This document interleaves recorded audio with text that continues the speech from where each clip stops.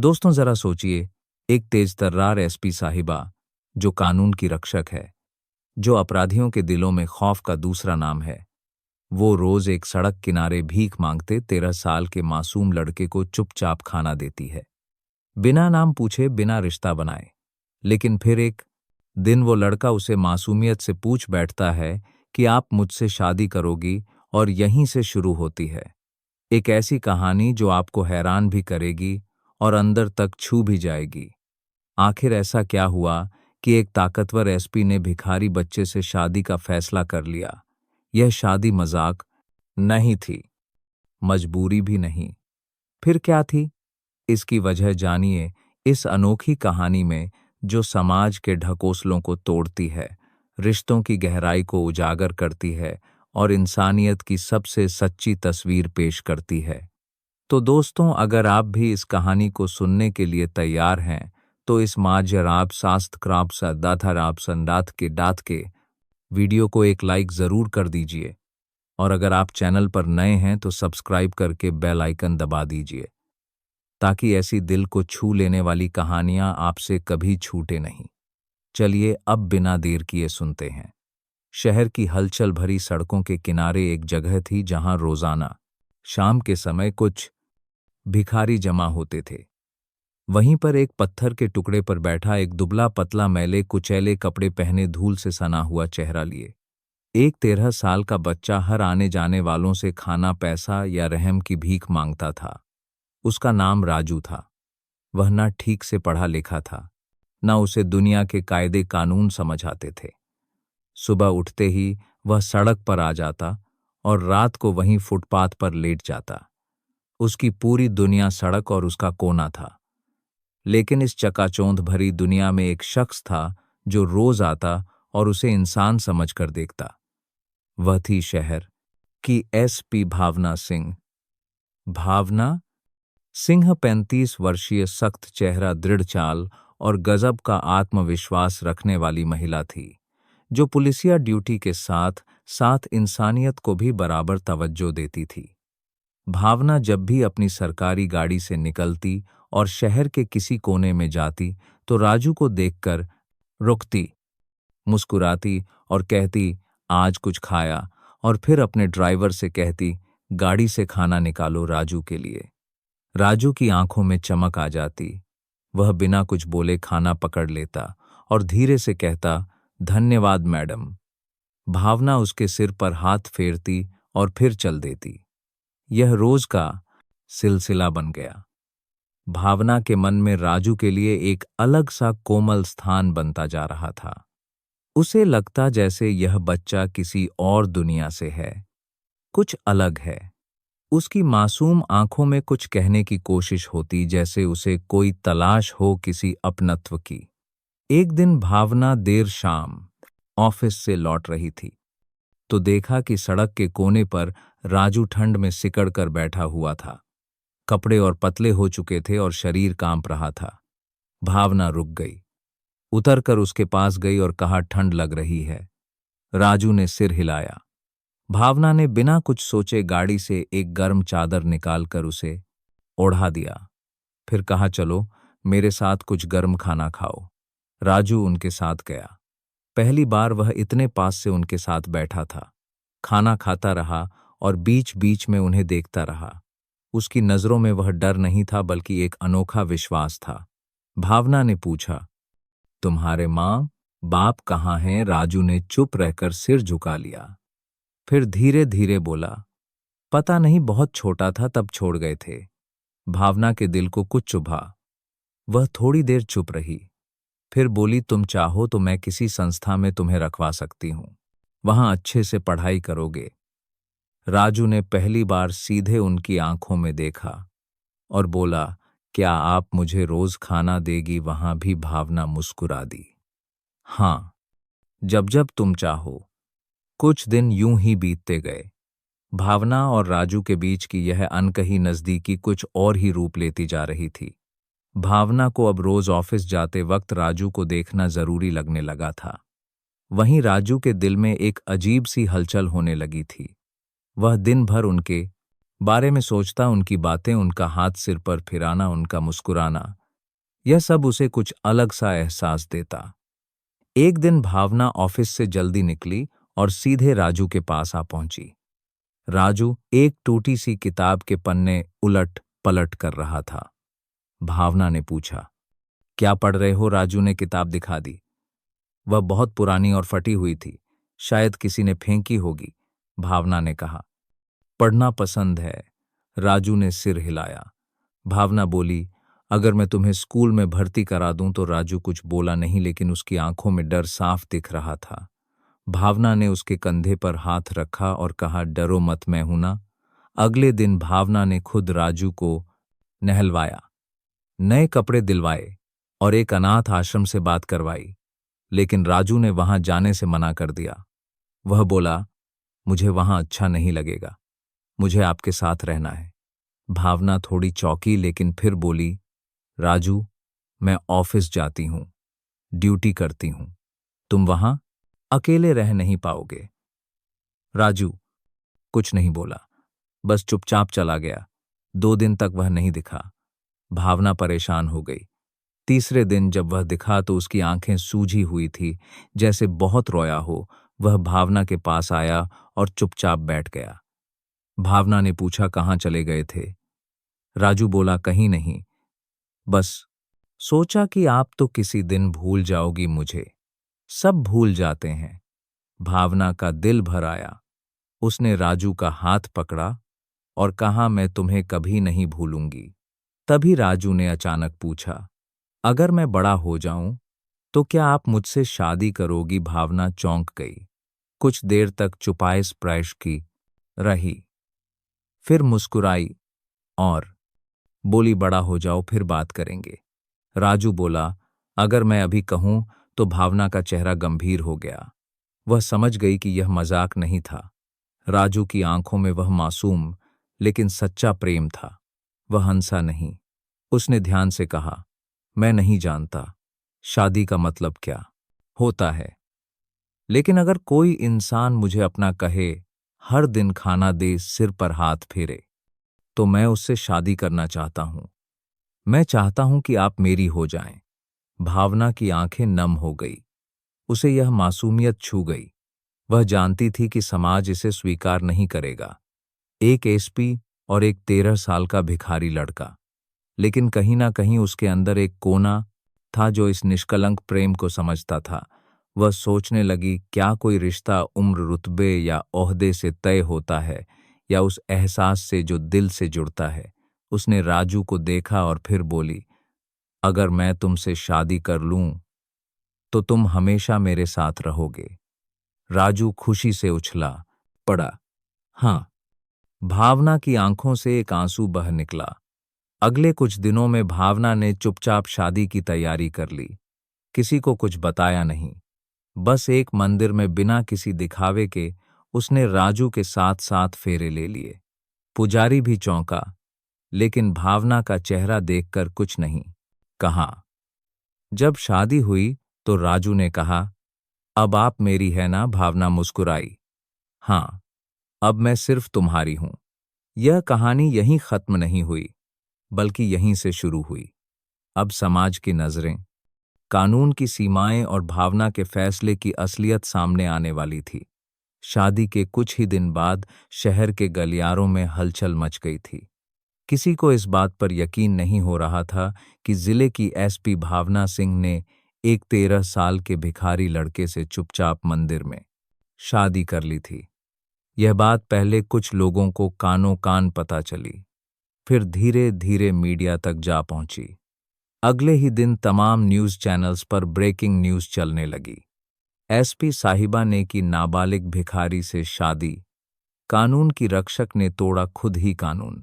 Police प्रमुख की रहस्यमयी शादी से हड़कंप। भावना सिंह अपने सरकारी आवास में बैठी खिड़की के बाहर देख रही थी।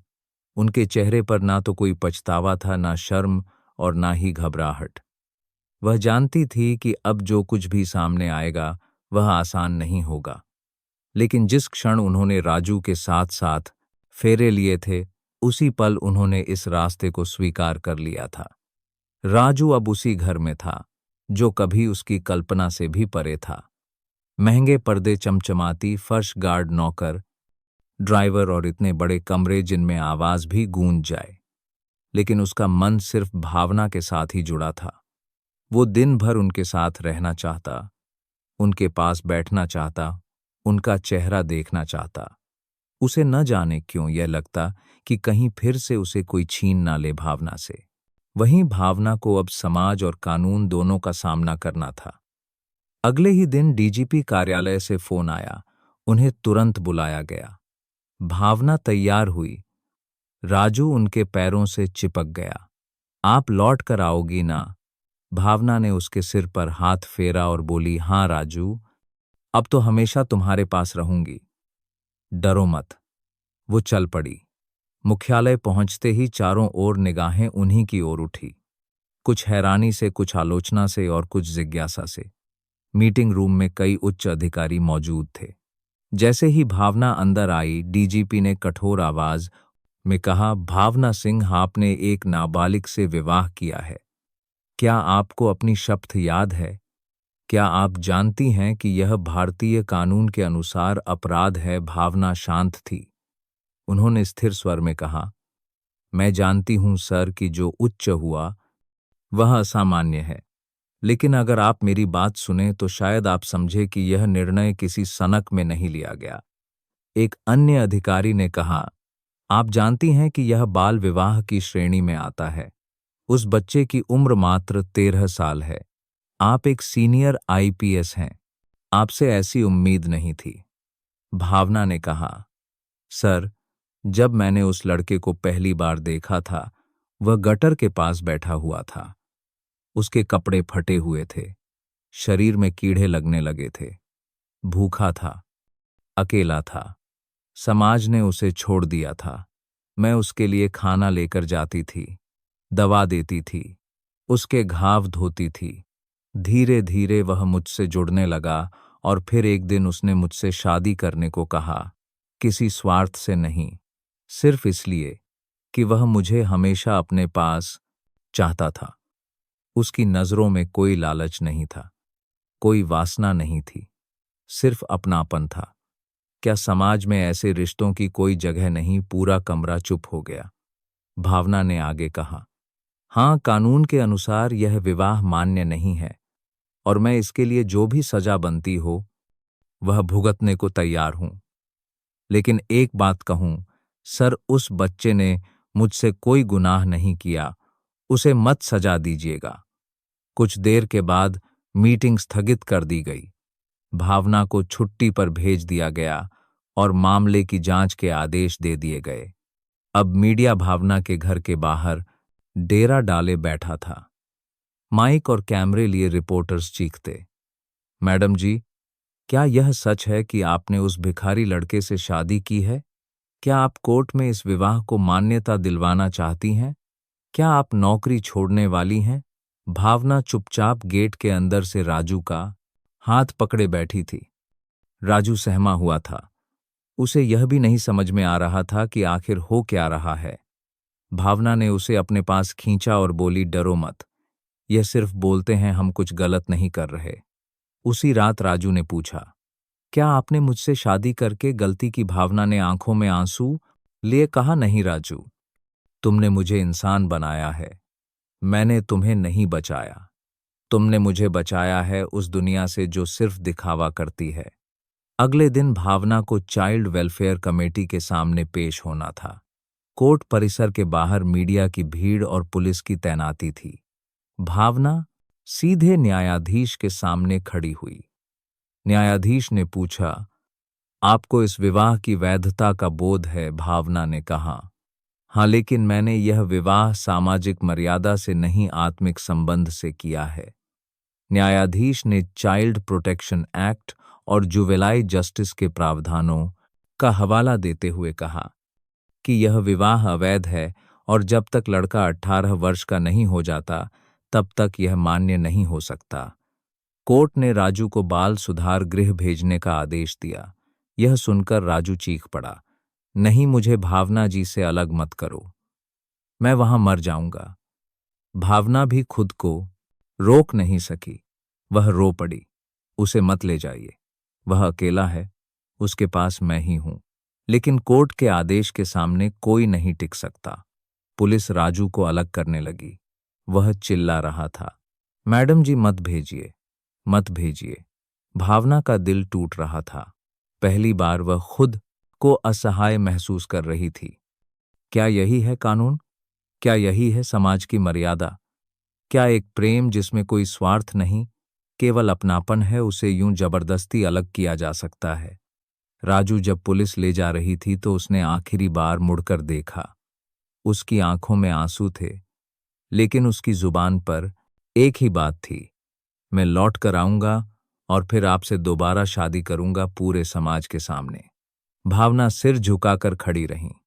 उनकी हथेलियां आपस में जुड़ी थी और वह खुद से वादा कर रही थी कि चाहे कुछ भी हो जाए, वह राजू का इंतजार करेंगी।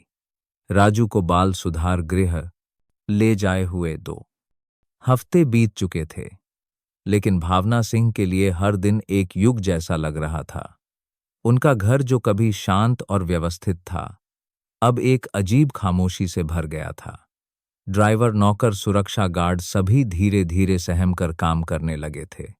पूरे शहर में भावना सिंह का नाम अब 2 ही संदर्भों में लिया जाता।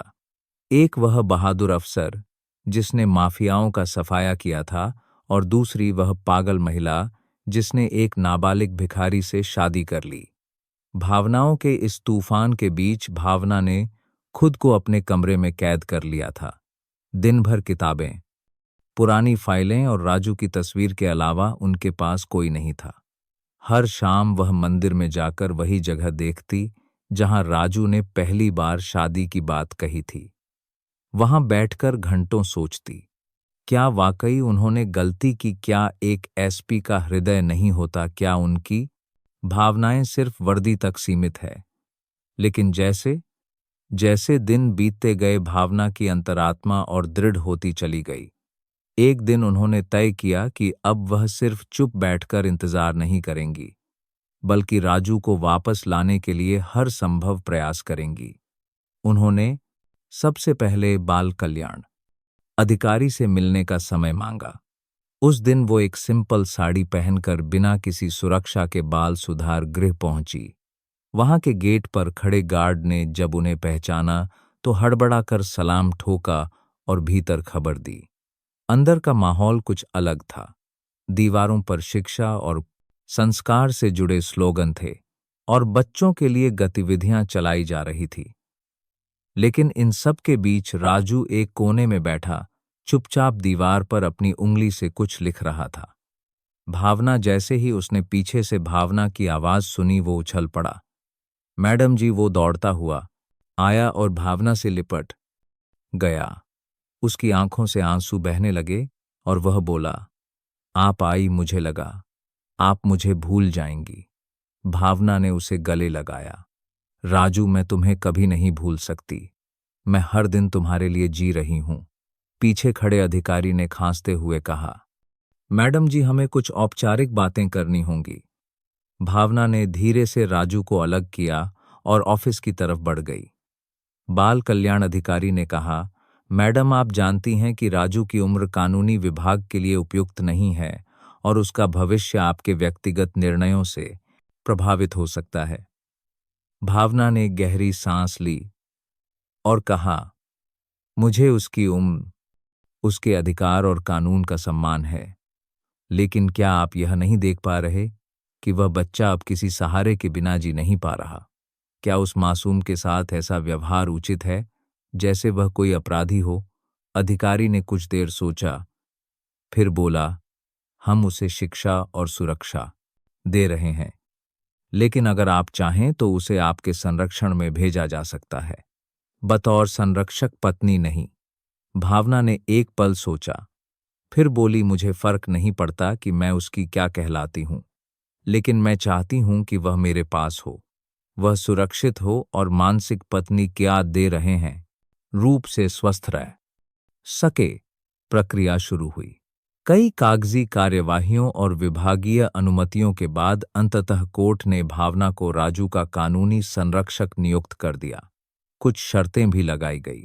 राजू की शिक्षा सुनिश्चित की जाए, उसका मनोवैज्ञानिक मूल्यांकन नियमित हो और 18 वर्ष की आयु तक कोई वैवाहिक संबोधन सार्वजनिक ना किया जाए। राजू को जैसे ही यह खबर मिली वह खिल उठा। कुछ ही दिनों में वह वापस भावना के घर आ गया। इस बार ना वह वही भिखारी बच्चा था, ना भावना वही सख्त पुलिस अफसर। उनके बीच एक अनोखा रिश्ता था, जो नाम से परे था पर भरोसे और प्रेम से भरा हुआ था। राजू को एक अच्छे स्कूल में दाखिला दिलाया गया। घर में उसके लिए एक अलग कमरा सजाया गया, जिसमें किताबें, खिलौने, पढ़ाई की सामग्री और एक छोटी सी टेबल पर उसकी और भावना की एक तस्वीर थी, जिसमें राजू मुस्कुराते हुए भावना का हाथ थामे खड़ा था। शुरुआत में स्कूल में बच्चे उसका मजाक उड़ाते, अरे वही ललका जो एसपी मैडम का पति है, देखो भिखारी राजा आ गया। लेकिन राजू चुप रहता। उसने भावना की एक बात गांठ बांध ली थी, अगर कोई तुम्हें नीचा दिखाए तो उसे जवाब पढ़ाई और व्यवहार से देना, ना कि गुस्से से। धीरे धीरे उसकी मेहनत रंग लाने लगी। वो कक्षा का सबसे होशियार छात्र बनने लगा। टीचर्स उसके अनुशासन और पढ़ाई से प्रभावित होने लगे। स्कूल के वार्षिक उत्सव में जब भावना विशेष अतिथि के रूप में आई और राजू को स्टेज पर पुरस्कार देते हुए कहा कि इस बच्चे ने मुझे इंसान बनना सिखाया, तो पूरा हॉल तालियों से गूंज उठा। घर में भी अब सब कुछ व्यवस्थित होने लगा था। भावना की नौकरी बहाल हो चुकी थी, लेकिन विभागीय निगरानी बनी हुई थी। कई बार मंत्री, अधिकारी या सामाजिक कार्यकर्ता उनसे मिलने आते और राजू को लेकर सवाल पूछते, लेकिन भावना हमेशा मुस्कुराकर जवाब देती, वह मेरे जीवन का सबसे ईमानदार रिश्ता है, उसका सम्मान कीजिए। एक दिन शाम को भावना अपने ऑफिस से लौट रही थी, तभी राजू दरवाजे पर बैठा मिला। उसने एक फूलों से सजा हुआ डिब्बा उनके सामने रख दिया और कहा, मैडम जी, आज हमारी शादी को 1 साल हो गया है, मैंने इसे खुद सजाया है। भावना भावुक हो गई। वो झुकी, राजू को गले लगाया और बोली, तुम्हारे साथ बिताया हर दिन मेरे जीवन की सबसे सुंदर याद है। राजू अब बड़ा हो रहा था। उसकी सोच परिपक्व होती जा रही थी। वो सुबह स्कूल जाता, शाम को पढ़ाई करता और बाकी समय भावना के साथ बिताता। उसने कंप्यूटर सीखना शुरू कर दिया था और जब उसने पहली बार इंटरनेट पर अपने लिए एसपी की शादी के बारे में खबरें पढ़ी, तो वह चुपचाप भावना के पास गया और बोला, मैडम जी, लोगों ने आपके बारे में बहुत गलत लिखा है, मुझे बुरा लगता है। भावना ने उसका चेहरा अपने दोनों हाथों में लेकर कहा, राजू, दुनिया का काम है बोलना, हमारा काम है जीना और हम अपने सच के साथ जी रहे हैं। बाकी सब वक्त के साथ चुप हो जाएगा। लेकिन वक्त चुप कहाँ होता है, वह परीक्षा लेता है। एक दिन दिल्ली से एक केंद्रीय जांच दल भावना के मामले में विस्तृत रिपोर्ट लेने पहुंचा। राजू के पालन पोषण, उसकी शिक्षा, स्वास्थ्य, मानसिक स्थिति, हर चीज का परीक्षण किया गया। जांच दल में एक महिला अधिकारी ने भावना से कहा, मैडम, मैं एक महिला होकर भी आपके निर्णय को समझ नहीं पा रही। आप जैसे पढ़े लिखे अधिकारी ने एक नाबालिग से शादी क्यों की? भावना ने पहली बार थोड़े ऊंचे स्वर में कहा, क्योंकि उस मासूम में वो ईमानदारी और सच्चाई थी जो शायद इस पूरे तंत्र में नहीं है। मैंने उससे शादी नहीं की, मैंने एक आत्मा से बंधन बनाया। अगर आप इसे समझ नहीं सकती तो आपसे कुछ कहने का फायदा नहीं। जांच दल चला गया, लेकिन उनकी रिपोर्ट से क्या होगा, यह सवाल अब सामने था। क्या भावना की नौकरी फिर खतरे में आ जाएगी? क्या राजू को फिर उनसे अलग कर दिया जाएगा? क्या समाज इस रिश्ते को कभी स्वीकार करेगा या नहीं?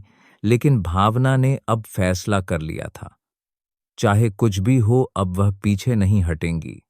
और राजू अब वह कोई भिखारी नहीं, वह भावना सिंह का सपना बन चुका था और वह हर हाल में उनके साथ खड़ा रहेगा।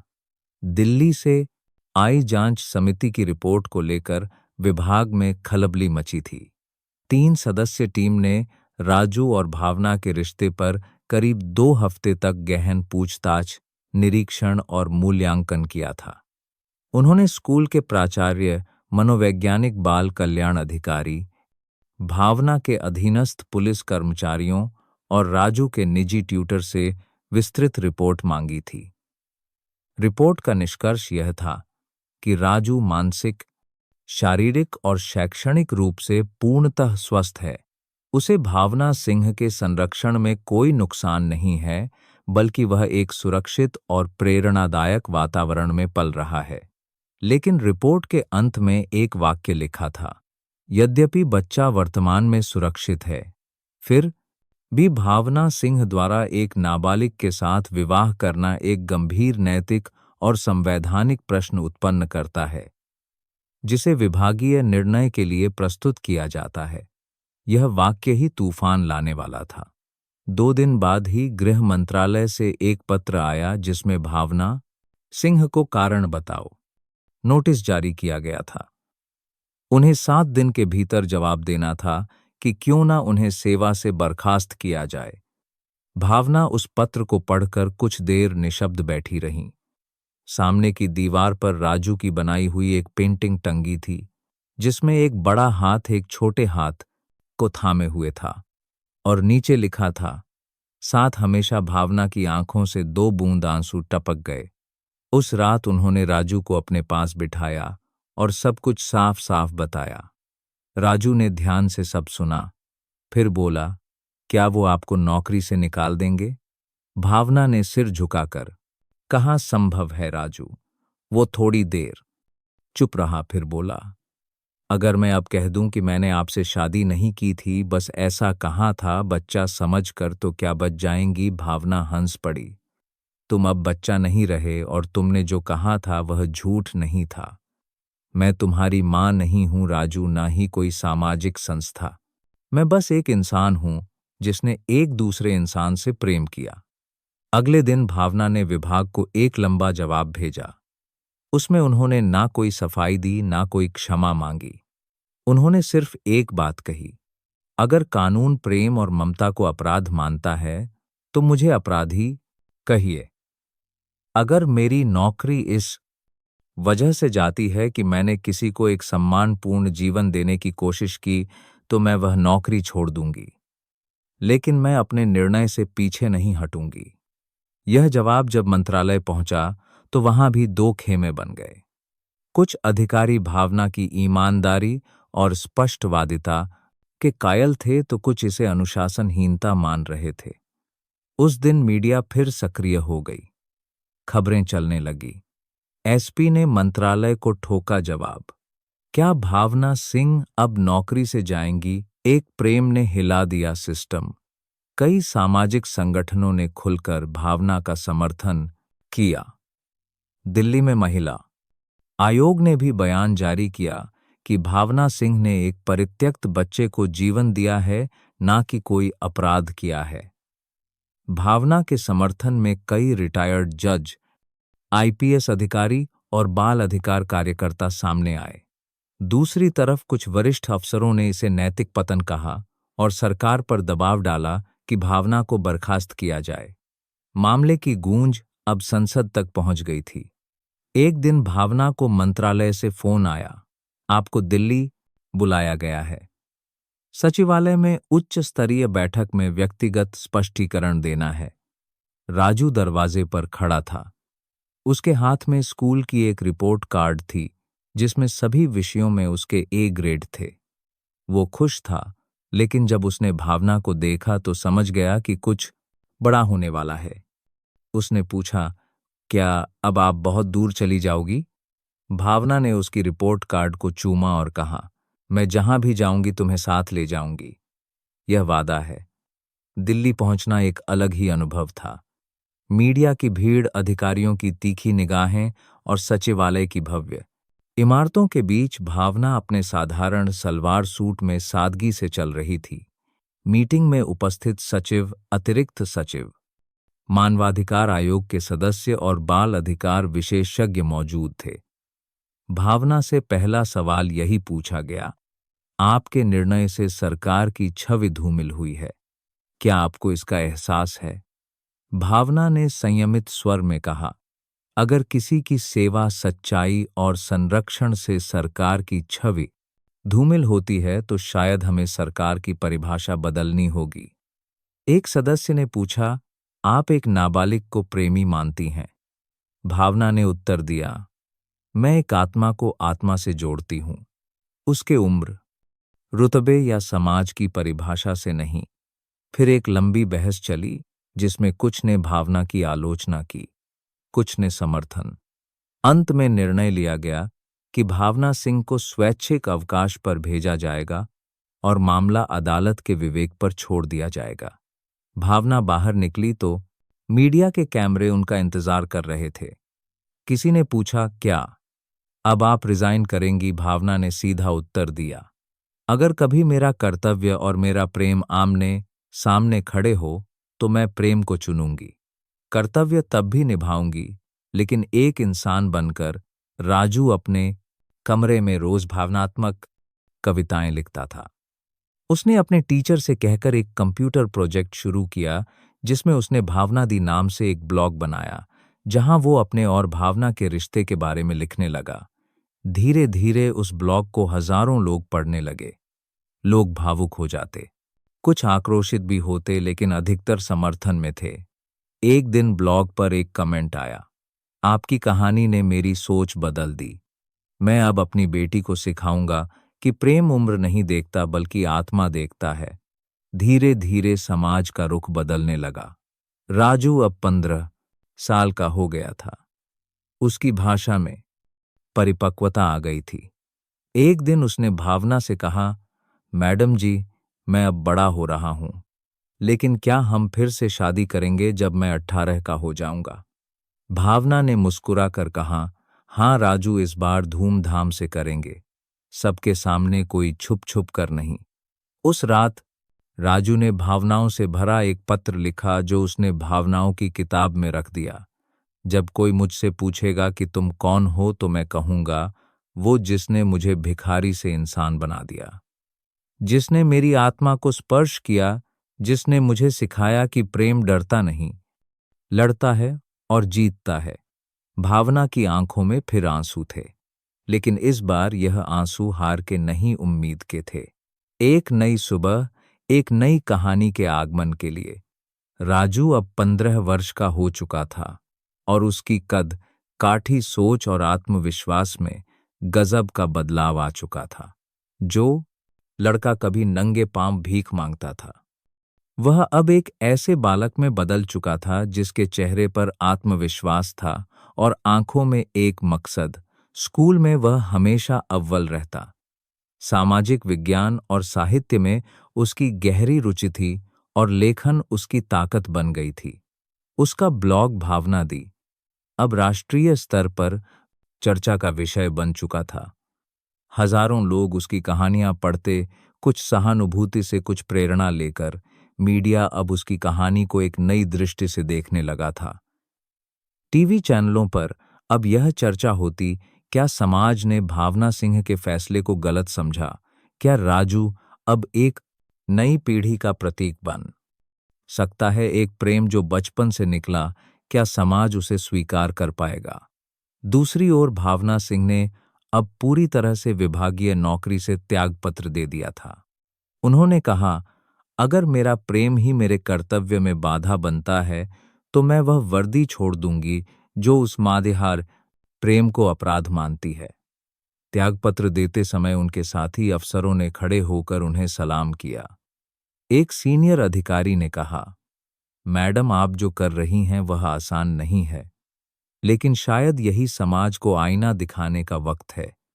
भावना ने बस मुस्कुराकर सिर झुका लिया।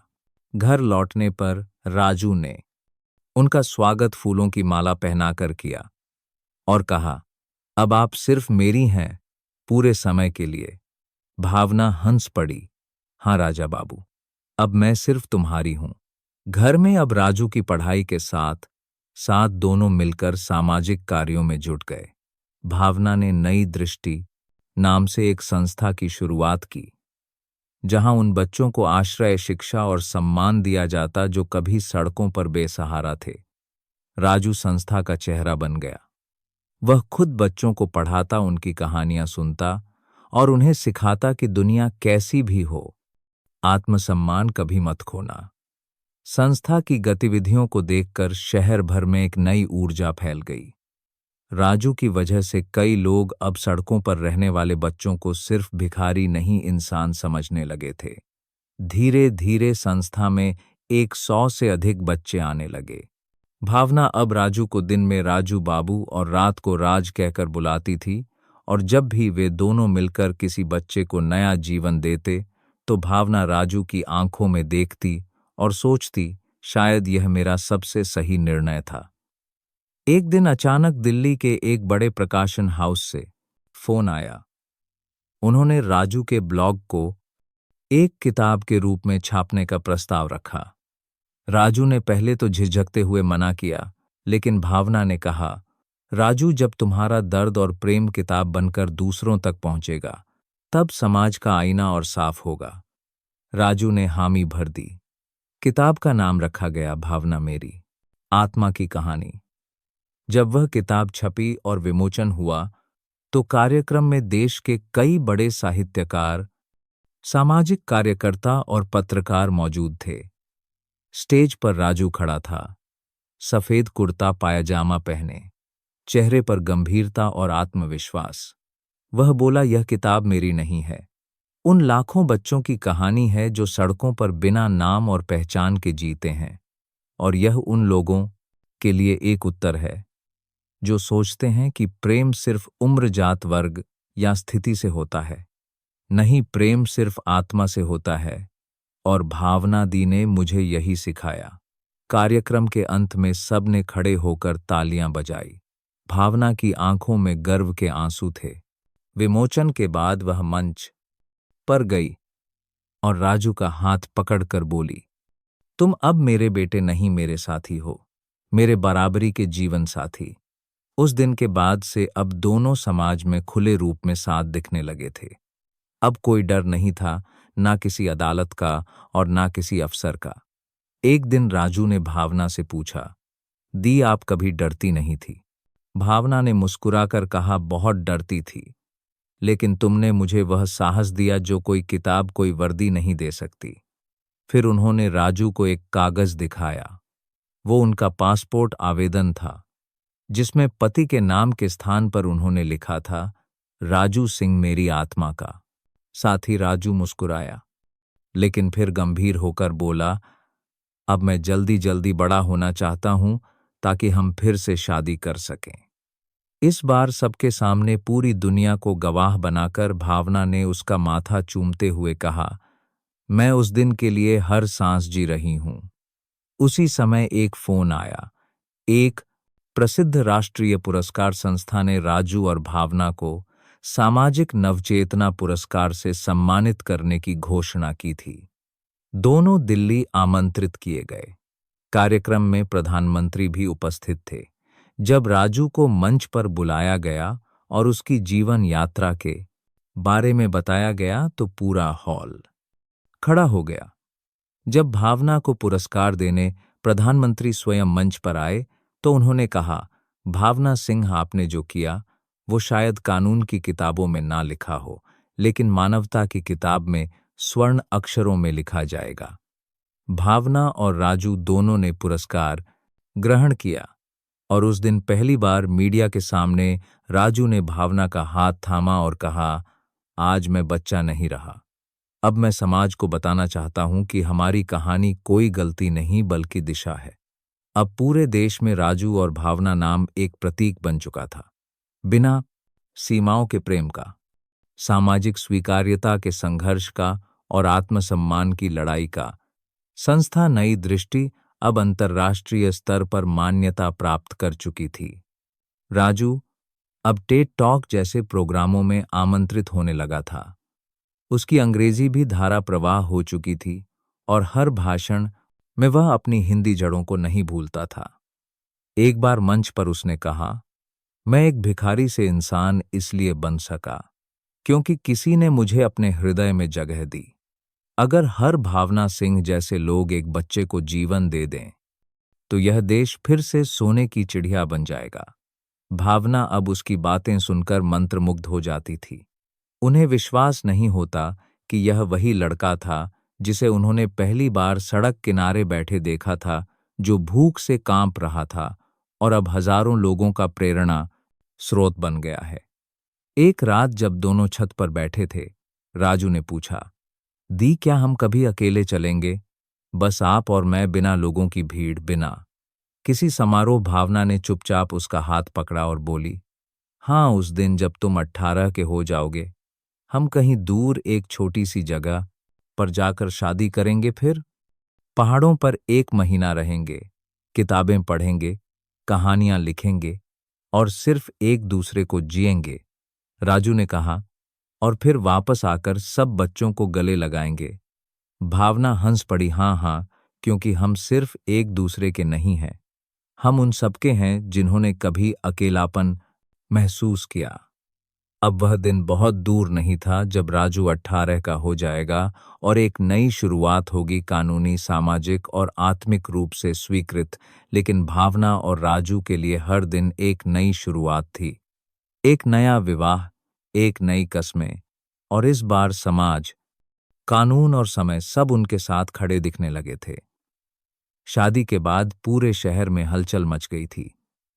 एसपी साहिबा की एक 13 वर्षीय भिखारी से विवाह की खबर ने हर किसी को चौंका दिया था। मीडिया, सोशल मीडिया और प्रशासनिक हलकों में यह चर्चा का विषय बन गया था। कुछ लोग हैरान थे, कुछ आलोचना कर रहे थे और कुछ लोग इस निर्णय के पीछे के मानवीय पहलुओं को समझने की कोशिश कर रहे थे। वहीं एसपी साहिबा बिना किसी सफाई के पूरी शांति से अपनी ड्यूटी कर रही थी और उनका नया जीवन भी सामान्य रूप से चल रहा था। उन्होंने किसी को जवाब देना जरूरी नहीं समझा। हालांकि एक विशेष कमेटी गठित कर दी गई थी जो इस विवाह के कानूनी और नैतिक पहलुओं की जांच कर रही थी। बाल अधिकार आयोग, महिला आयोग और बाल संरक्षण इकाइयों ने रिपोर्ट मांगनी शुरू कर दी थी। एसपी साहिबा को इस सब की जानकारी थी, लेकिन उनके चेहरे पर कोई चिंता की रेखा नहीं थी। वे जानती थी कि जो किया है वह सिर्फ किसी सनक में नहीं किया, बल्कि उसकी गहराई में एक बड़ा भागती, भावनात्मक और मानवीय आधार था। इसी बीच उस छोटे लड़के के जीवन में भारी बदलाव आने लगे थे। जिस लड़के को कल तक कोई देखता भी नहीं था, आज वही लड़का हर अखबार और चैनल के सुर्खी बना हुआ था। उसके पहनावे, व्यवहार, बोलचाल और हाव-भाव को लेकर मीडिया कैमरे के पीछे पड़े थे। लेकिन एसपी साहिबा ने इस पर रोक लगाई। उन्होंने स्पष्ट निर्देश दिए कि नाबालिग के अधिकारों की रक्षा होनी चाहिए। कोई भी उसे परेशान नहीं करेगा। वो लड़का जिसकी दुनिया कल तक सिर्फ भूख, ठंड, बारिश और पुलिस की डांट तक सिमटी हुई थी, आज एक बड़े सरकारी बंगलों में रह रहा था। लेकिन यह बदलाव उसके लिए आसान नहीं था। हर पल वह खुद को एक भ्रम में पाता था। कभी उसे लगता कि वह सपना देख रहा है, कभी लगता कि उसे इस रिश्ते की ऊंचाई और गहराई को समझने में अभी वक्त लगेगा। एसपी साहिबा उसे जबरदस्ती किसी चीज के लिए बाध्य नहीं करती थी। उन्होंने उसे स्कूल में दाखिला दिलवाया, एक व्यक्तिगत ट्यूटर रखा जो उसे घर पर पढ़ाता था और धीरे धीरे दुनिया के बारे में समझाता था। वो बच्चा भी समझदार था, अपनी सीमाओं को समझता था और एसपी साहिबा के प्रति एक आदर और आत्मीयता के भाव से जुड़ा हुआ था। हालांकि समाज की दृष्टि इतनी सरल नहीं थी। कई अफसर, नेता और यहां तक कि कोर्ट के लोग भी इस विवाह को लेकर विवाद कर रहे थे। एक याचिका दायर कर दी गई थी जिसमें इस विवाह को बाल विवाह करार देते हुए रद्द करने की मांग की गई थी। यह मुद्दा सुप्रीम कोर्ट तक पहुंचने की संभावना बन चुकी थी। इसी बीच एसपी साहिबा ने एक प्रेस कॉन्फ्रेंस बुलाई। पूरे देश की निगाहें इस कॉन्फ्रेंस पर थी। उन्होंने मंच पर आते ही बेहद शांत और सटीक शब्दों में कहा, मैं कानून की सबसे बड़ी रक्षक हूं। मेरी हर एक क्रिया संविधान और मानवता की कसौटी पर खरी उतरती है। जो रिश्ता मैंने बनाया है वह सिर्फ नाम का विवाह नहीं है, बल्कि एक बच्चे की जिंदगी बदलने की जिम्मेदारी का व्रत है।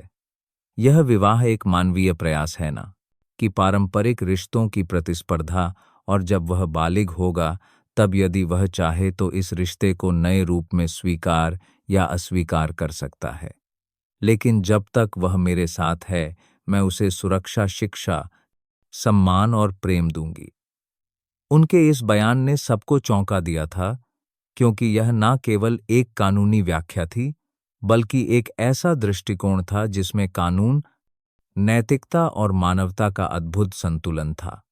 कोर्ट ने भी इस बयान को संज्ञान में लेते हुए फिलहाल के लिए हस्तक्षेप से इनकार कर दिया और कहा कि बाल संरक्षण एजेंसी इसकी निगरानी करें। धीरे धीरे समय बीतने लगा, लोगों की उत्सुकता कम होने लगी, मीडिया की रोशनी कुछ और घटनाओं की ओर मुड़ गई। लेकिन बच्चे के जीवन में स्थिरता आने लगी थी। वह अब नियमित रूप से पढ़ाई करता, ट्यूटर से सवाल पूछता, कंप्यूटर चलाना सीखता और एसपी साहिबा से किताबों की चर्चा करता। वे दोनों रोज रात एक साथ खाना खाते और एसपी साहिबा उससे उसका दिन पूछती, उसका मन जानने की कोशिश करती। कभी कभी वे दोनों साथ में बागवानी करते, कभी लॉन में चाय पीते हुए बच्चों की कहानियों पर चर्चा करते। वो बच्चा अब सिर्फ एक भिखारी नहीं था, वो आत्मविश्वास से भरा हुआ एक छात्र बन रहा था। एक दिन एसपी साहिबा ने उससे पूछा, तुम्हें अब क्या लगता है? उस दिन तुमने जो पूछा था वो सही था। वो मुस्कुराया और बोला, मुझे नहीं पता कि उस दिन क्या सोचकर मैंने पूछा था, पर आज मैं समझता हूं कि आपने मुझसे शादी नहीं की थी, आपने मुझे एक जीवन दिया था। उस एक वाक्य ने एसपी साहिबा की आंखों में नमी ला दी। वे जानती थी कि उन्होंने जो भी किया उसका उद्देश्य पूरा हो रहा है। समाज ने धीरे धीरे इस निर्णय को स्वीकार करना शुरू कर दिया था। कुछ लोग इसे प्रेरणा मानने लगे थे, कुछ लोग इसे अनूठा उदाहरण कह रहे थे। कई जगहों पर ऐसे बच्चों के पुनर्वास के लिए एसपी साहिबा के मॉडल को अपनाने की मांग उठी। सरकार ने उन्हें राष्ट्रीय सेवा रत्न से सम्मानित किया और उन्हें बाल अधिकारों की सलाहकार समिति का प्रमुख भी नियुक्त किया गया। उस बच्चे ने कुछ वर्षों बाद जब 18 वर्ष की आयु पूरी की तो मीडिया फिर से सक्रिय हो गया। सबकी निगाहें उस पर थी कि क्या वो इस रिश्ते को स्वीकार करेगा या नहीं। लेकिन उसने किसी टीवी इंटरव्यू में बड़ी सहजता से कहा, मैंने एसपी साहिबा को कभी सिर्फ पत्नी नहीं माना, वे मेरी सबसे बड़ी शुभचिंतक हैं। मैं उनके साथ अपना पूरा जीवन बिताना चाहता हूं, लेकिन अब मेरी पहचान उनकी छाया से बाहर निकलकर खुद की बनानी है। मैं उनके मार्गदर्शन में सेवा करूंगा और समाज को बदलने में मदद करूंगा। एसपी साहिबा उस समय वहां मौजूद नहीं थी, लेकिन उस बच्चे की बातें सुनते हुए वे अपने ऑफिस की खिड़की के बाहर दूर आसमान को देख रही थी, जहां सूर्य अस्त हो रहा था और एक नई सुबह की प्रतीक्षा कर रहा था। अगर आपको यह कहानी पसंद आई हो तो इस प्रतीक्षा कर रहा था वीडियो को एक लाइक जरूर दीजिए, और अगर आप चैनल पर नए हैं तो चैनल को सब्सक्राइब करना बिल्कुल ना भूलें। इस कहानी को अपने दोस्तों और परिवार के साथ ज्यादा से ज्यादा शेयर करें ताकि बाकी लोग भी इस प्रेरणादायक कहानी का आनंद ले सकें। साथ ही कमेंट करके जरूर बताएं कि आप इस कहानी को कहां से सुन रहे हैं, क्योंकि जब मुझे यह पता चलता है कि मेरी कहानी कहां तक पहुंच रही है तो दिल को बहुत खुशी मिलती है। धन्यवाद। दोस्तों, आप यह वीडियो कहां से देख रहे हैं, आपको यह कहानी कैसी लगी, कमेंट करके जरूर बताइएगा। मेरी ईश्वर से यही प्रार्थना है कि आप सब हमेशा स्वस्थ और सुरक्षित रहें। और हाँ, अगर आपके पास भी कोई ऐसी ही दिलचस्प कहानी है तो उसे भी हमारे साथ जरूर साझा कीजिए ताकि हम सब मिलकर उसे पढ़ सकें।